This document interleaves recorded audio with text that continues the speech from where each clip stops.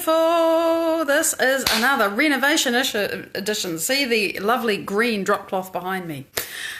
We're inside because it's blowing out there, which means we get rocks. Yay! So here's our first one. Somebody told me what this is, and I'm sorry, it slipped my head, unless it's chrysoprase.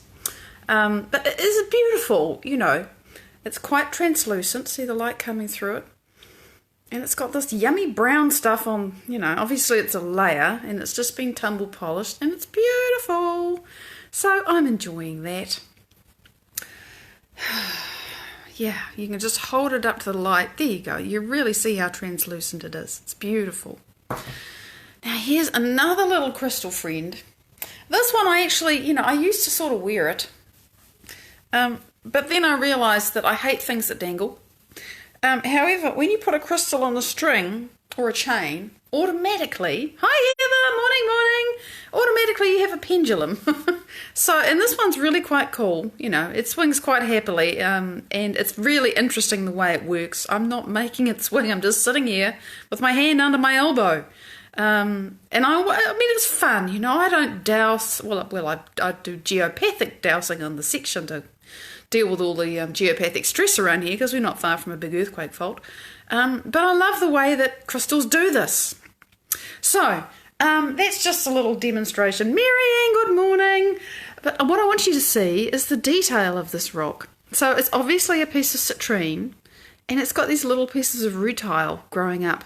There you go, you can really see it now. So this one's natural, it's not a manufactured one because you can take amethyst and heat it and you get this colour, but this is a real citrine as far as I know. Morning Linda, lovely to see you. Good morning everybody that I don't know who you are. It's lovely to have you with us. So this one just volunteered and I did the mounting myself. You know, I have a thing about copper wire, wrapping it around things. So yeah, there it is. Last but not least, more quartz because citrine is a kind of quartz. This is quartz too, and I'm really very fond of this. Tristan, good morning. Blessings to you, dear man. So this is obviously a very gnarly, interesting piece of quartz. That's the bottom, polished every side. And you can imagine it would have been a mess on the outside. You have to polish it to see its beauty. But look at this.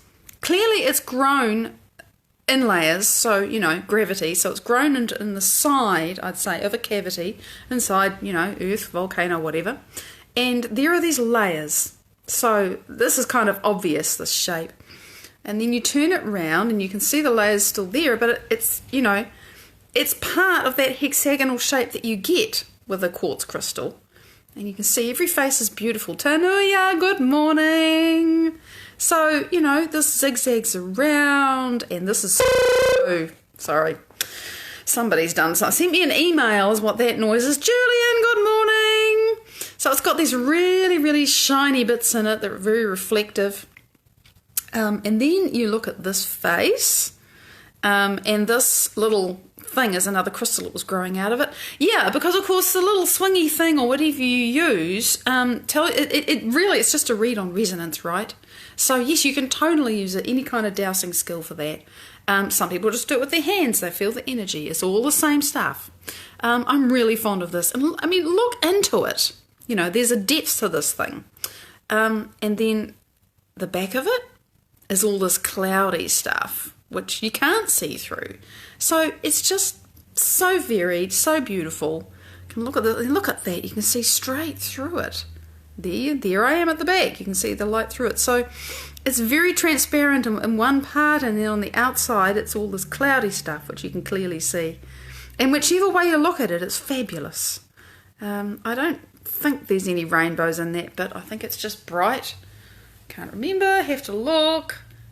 Oh, there are. So you might have seen them. It's a wonderful rock, and it came here just to stay on a little crystal stay over from my friend Jenny, and I loved it so much I had to buy it from her, so it stayed. So yesterday, 2 days ago actually, I've been getting great questions from you, by the way. I so appreciate it when you ask me questions. I got a question a couple of days ago, and then I had another great question to answer yesterday, but today the question I'm answering is pretty much, look, I feel sad all the time. I mean, all the time. I want to cry all the time. And I can't stop these circling thoughts going around in my head, presumably about what I'm sad about. Now, I didn't get much detail, but, I thought, well, this is the thing. We get this.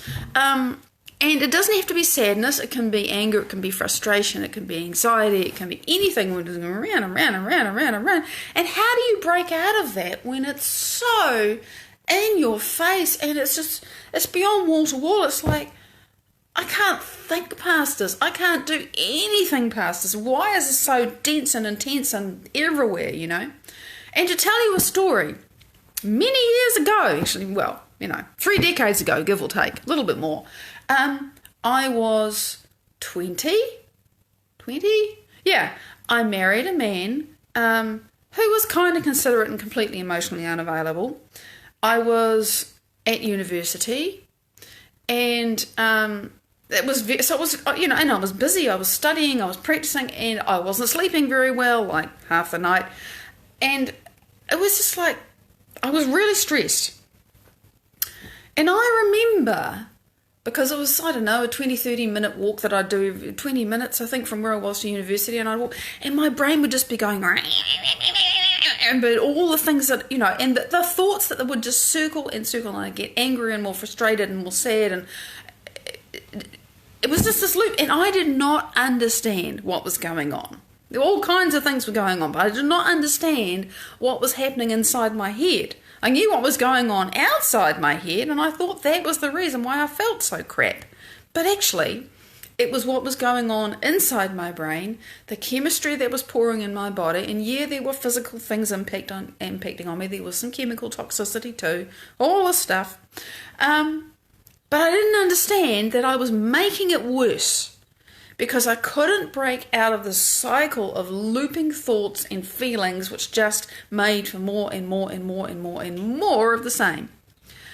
And so that was, 20, 21, a long time actually.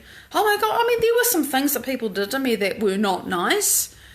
And I remember for decades, when I would think of this particular man, it was pure hatred. And the same thought over and over and over and over and over and over again for years whenever I thought of him.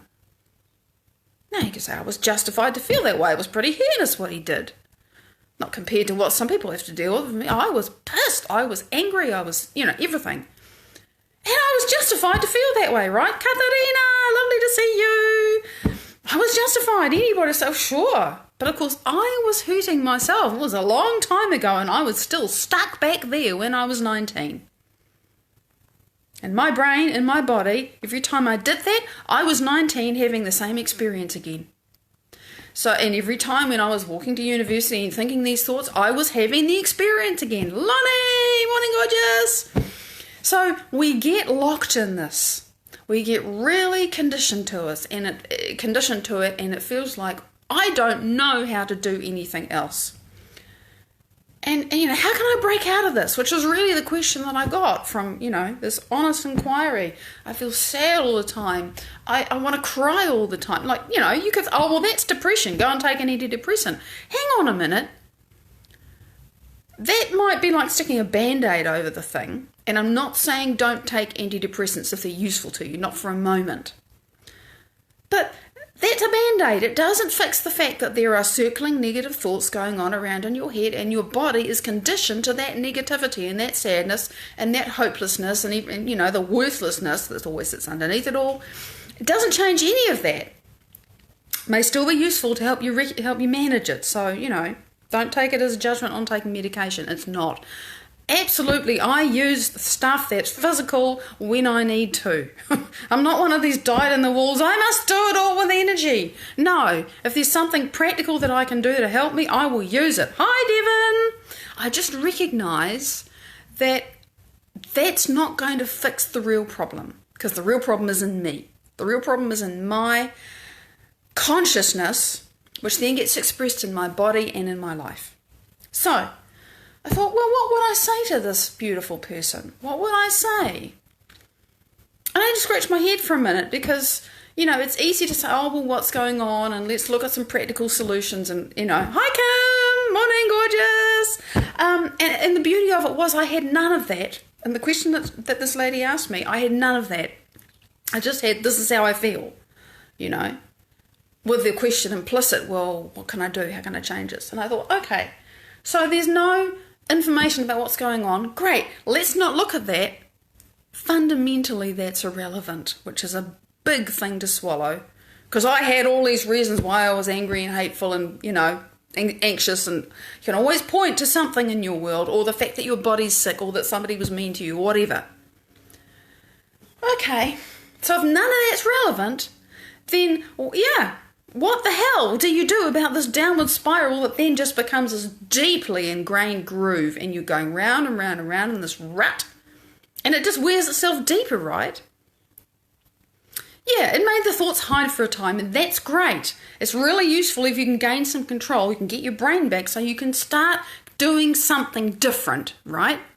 Implicit in that question is, how can I feel, be, think, behave different? And I thought, well, how can you when your state is so dense and so heavy? And really, I've talked about this earlier this week, some part of us has to make a very, very deep decision. Oh God, I know this is immense. I feel like I'm sitting under a mountain here. I can't see light. I haven't seen it for years. This is just forever. But it has to stop. I have to find a way out, and I'll do whatever it takes, and I'll do it for as long as it takes to find a way out of this. Because until you really make a deep choice like that, and by the way, a choice like that can be made incrementally, but sooner or later there comes a moment when you just, I know I'm not going back anymore. So it's okay if you keep making the choice. Don't stop, just because you fell over again and went back to it. Keep making the choice. There will come a point when you just say, enough, I'm done. There's a degree of intensity, there's a magnitude of a decision, you know it when you've got there. And if you haven't got there yet, that's fine, just keep going for it. Keep trying, keep making a choice. That you're going to find a way out of there. And the way out of there sounds terribly simple and almost insulting. But it's true, because I've done it and I know it works, and I know lots of other people have done it and they've had it work for them too. And the science is there, right? I can't explain all of that today, but I'm going to give it a go, at least in brief. You got to stop feeling what you're used to feeling, and you got to start feeling something else. And the immediate response is, but I feel sad, and there's all these reasons in my life why I feel sad. I feel bitter, and I can tell you the stories that I've been living for years about why I feel like this, and why I should feel like this, because shit happened to me. Yeah, that's fine. But now you're still feeling the way you don't want to feel. And there's a whole cycle of thinking and feeling and feeling and thinking and emotional, physical conditioning to that, which is the voice that's saying, but I've got all this reason to keep feeling this way.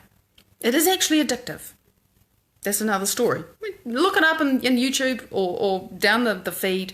If you go to Maddie Schaefer on YouTube and I don't know, look for addiction, I'm sure you'll find that, because we get addicted to our negative emotions. We really do. And that's one of the reasons why it's so hard to change them. So you make the choice, and immediately your addiction, your physical, neurological, biological, genetic, and every way addiction to your old state of being starts screaming and saying to you, no, I don't want to die. I want to keep on, being fed. The skill, you got to learn a new skill. And the new skill is to feel something different. It is not waiting for something outside of you to give you a reason to feel different. Here's why that doesn't work. And we've all had this experience of, somebody, a friend, a co-worker, whatever, being pissed, being angry. And you need them to calm down. You need them to help you with something. You need them to reason with you. You need a child to cooperate with you. And you're trying to, and I've had this myself, I've been angry. And someone's speaking to me calmly and lovingly. And I just want to strangle them. Don't speak to me like that, I'm angry. And you know why that happens? Because no new information can make it into your nervous system that isn't equal to your state of being. So if you're angry, the only thing you're going to get is equal to that. If you're sad, the only thing that's going to get into your awareness is that. And so changing the environment really helps, Linda. If the environment is violent or, really intense, get the hell away. I've talked about walking into the toilet and locking the door as a first step.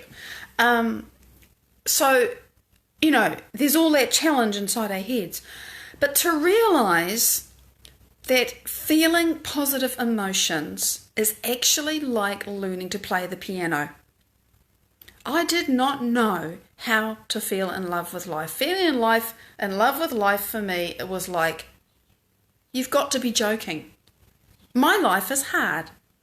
It's all difficult. It's been difficult for so long, and I can tell you all the stories, tra-la-la-la-la. I had all these reasons for feeling the way I felt. And it's taken me so long to figure it out, but because I've been learning it, I've been practicing. I have been learning to play the piano. Inside myself, I've been learning to play my own instrument and actually start to play the tune of I am in love with life. It's unbelievable to me some days that I am in love with life, that my life is as wonderful as it is. Now, a lot of my circumstances haven't changed, but I've changed inside. Yeah, and we react to the triggers in the environment, and sometimes, Linda, as you say, we just have to get the hell away. It's a bit like taking an antidepressant to get some semblance of sanity so that you can then start to take charge and think, okay, I am addicted to sadness, I am addicted to stress, I am addicted to drama, I am addicted to anger, I'm addicted to sickness, I'm addicted to whatever. How do I want to be? Who do I want to be? How does it feel? What will I be doing? All those things. And you literally start to create a new self, blank canvas, completely different universe, because it's so different from who you're used to being. And it feels so wrong. Hi, Barb. Doesn't feel wrong to have you here. It feels so wrong to say, I'm going to practice feeling happy. But all this shit's still going on in my life, right? That's the normal response. That's the addiction. I want to keep firing and wiring the same thoughts that I'm used to thinking and feeling the same feelings that I'm used to feeling. And it is like, I played the violin, right? It's like if you're used to playing the violin, you know all the ropes for playing the violin. I could do all kinds of things on the violin. Give me a tuba, I couldn't play a tune on that. I have to learn a different skill. And you have to start with the basics with a tuba. You get just a mouthpiece and you practice blowing the embouchure. What? You mean I have to? And that would be analogous to just unplugging from the bad emotion for a while. Hi, Susanna! Me just saying, okay, I got to notice that I'm feeling angry or sad or whatever. Man, I'm doing that. I'm doing that really well. I have mastered misery. Wow, I'm really good at this. I play the violin so well. What the hell is this mouthpiece that I got to stick in here and sort of blow a raspberry through it? Oh, you mean that makes a noise? Positive feelings? Are you mad?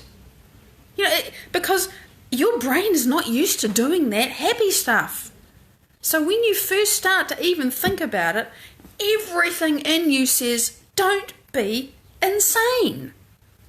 Go back to being miserable. You know that. You can play concertos on your misery instrument.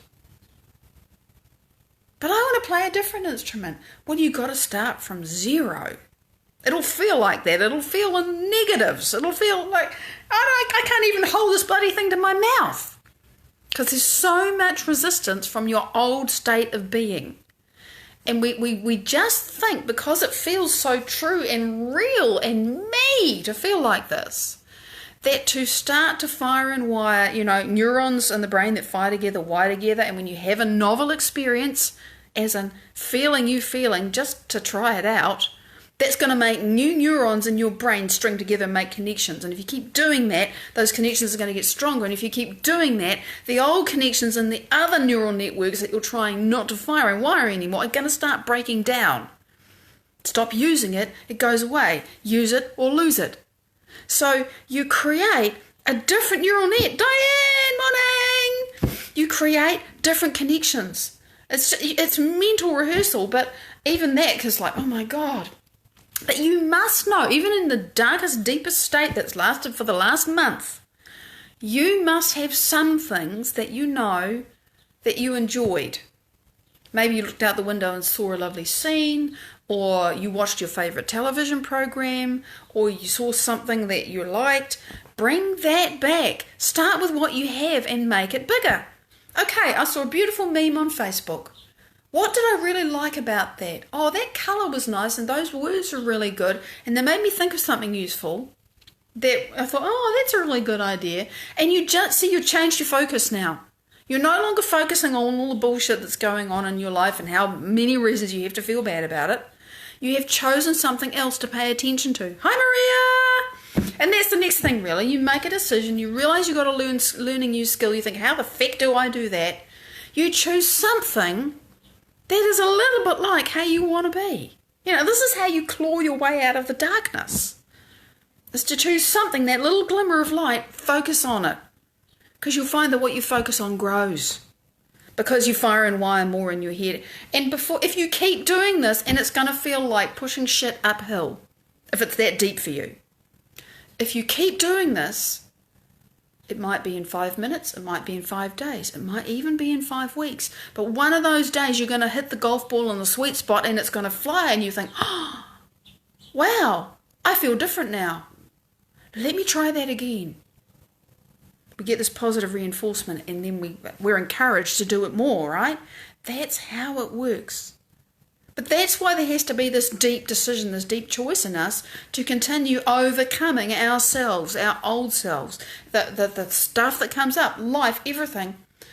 We got to choose over and over and over again to overcome myself, to overcome my negative self, to overcome my hateful self, the self that thinks it's impossible, that what I want can never ever happen. Overcome, overcome, overcome. And some days you fall flat on your face in the mud, and you think, oh God, this is never going to happen. And sooner or later you think, well, it's not if I stay here. And then you find the next thing that you can shift your focus on, and you practice playing the tuba again. Yeah. Oh, yeah. So you were manifesting all this shit. I'll read the thing properly, Susanna. Yep, totally. Are you going to react? Are you going to go back to your old self? And I relate. I'm not asking you the question like, you must get this right. I'm just saying, this is what happens. You know, we talk about shit storms. It's okay. It's okay. You can handle it. You can move through it. You can have your emotions. It's all right. Have your feelings. Just don't get stuck in them. Because what we're really talking about is moving out of somewhere where you've got really, really stuck. And the fact that you're having a week like this is actually an indication of progress.